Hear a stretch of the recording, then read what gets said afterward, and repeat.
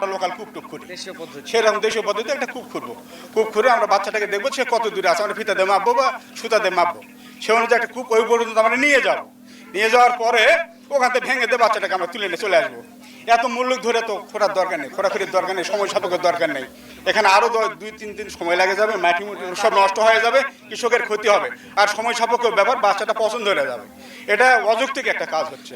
এলাকাবাসী কাজ হচ্ছে আমার যেটা বলছি, জামাতে আমিরের সাথে কথা বললাম, তো উনি বলছে যে যেহেতু টিউন নির্দেশে কাজটা হচ্ছে, আমরা বললে তো আর বন্ধ করতে পারবো না। আমরা এটা মানি না তো। আমরা বন্ধ করতে পারবো না, ঠিক আছে, আমাদের ওনার যুক্তি আছে। guarantee দিতে হবে। না না, ওনার গ্যারান্টি আছে পরামর্শ দেওয়ার জন্য। তবে আমি যে পদ্ধতিটা করতেছি, আমরা সহযোগিতা করেন, এই জিনিসটা বন্ধ করে না, এই কাজ করতে আরো সময় লেগে যাবে। আর আমি যেটা করতেছি, কতক্ষণ সময় হ্যাঁ, এখানে সময় আপনি আপনাদের কাছে প্রশ্ন, একটা 40 ফিট কূপ করতে কতক্ষণ লাগবে? আপনার কৃষক মানুষ বলেন কতক্ষণ লাগবে? এত যন্ত্রপাতি তো আর কাছে হ্যাঁ, আমাদের। দুইটা কোদাল লাগবে তো, এক ঘন্টায় দুইটা কোদাল লাগবে তো। যায়। হ্যাঁ, দুইটা কোদাল লাগবে। হ্যাঁ।